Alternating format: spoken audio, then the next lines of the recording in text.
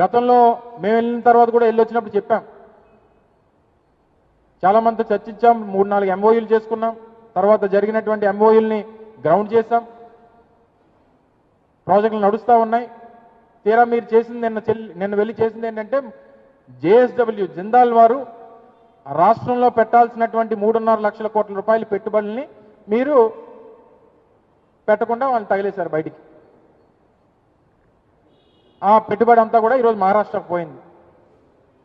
లేనిపోయినటువంటి తప్పుడు ప్రచారం మా మీద చేసి, మా ప్రభుత్వం మీద ఆరోజు చేసి, ఈరోజు 3.5 లక్షల కోట్ల రూపాయలు రాష్ట్రానికి రావాల్సినటువంటి పెట్టుబడుల్ని మీరు తరిమేశారు మొన్న జరిగినటువంటి సదస్సుల ద్వారా. కేవలం రాజకీయపరమైనటువంటి కక్షతో, కేవలం గత ప్రభుత్వంలో వారు పెట్టుబడులు ఈ రాష్ట్రంలో పెడతామన్నారనేటువంటి ఉద్దేశంతో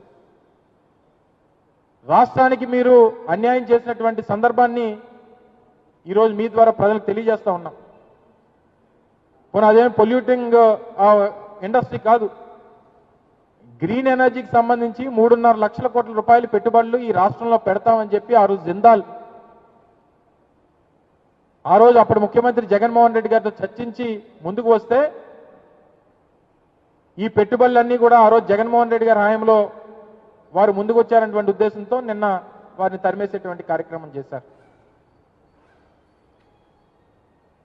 మీరు బ్రాండ్ ఇమేజ్ గురించి, రాష్ట్రం గురించి, రాష్ట్రం గత 5 సంవత్సరాలు 2019 నుంచి 24 మధ్యలో ఏదో అన్యాయం జరిగిపోయింది, రాష్ట్ర అభివృద్ధి కుండిపడిపోయింది అనేటువంటి తప్పుడు మాటలు మీరు చెప్పారే. పర్ క్యాపిటా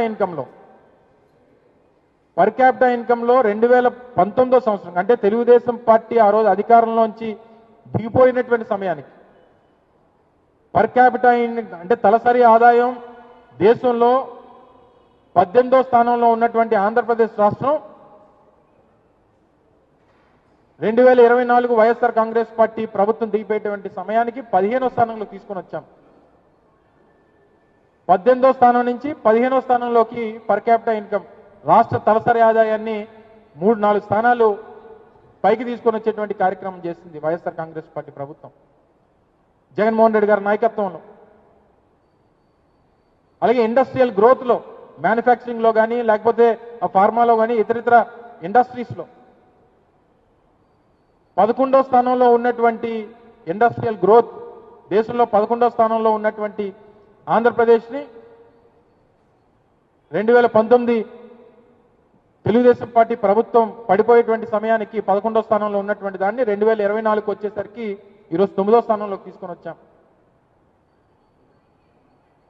మరి ఈ ర్యాంకింగ్స్ అనేటువంటివి పెరిగినప్పుడు ఇండస్ట్రియల్ గ్రోత్ కానీ, లేదా పర్ క్యాపిటా ఇన్కమ్ కానీ, రాష్ట్రంలో తలసరి ఆదాయం రాష్ట్ర ప్రజలది పెరుగుతున్నటువంటి సందర్భంలో రాష్ట్ర అభివృద్ధి జరిగినట్ట, లేకపోతే అభివృద్ధి కుంటిపడిపోయినట్ట అనేటువంటి దానికి సమాధానం చెప్పాలి తెలుగుదేశం పార్టీ. ఎందుకు దుష్ప్రచారం చేస్తా ఉన్నారు?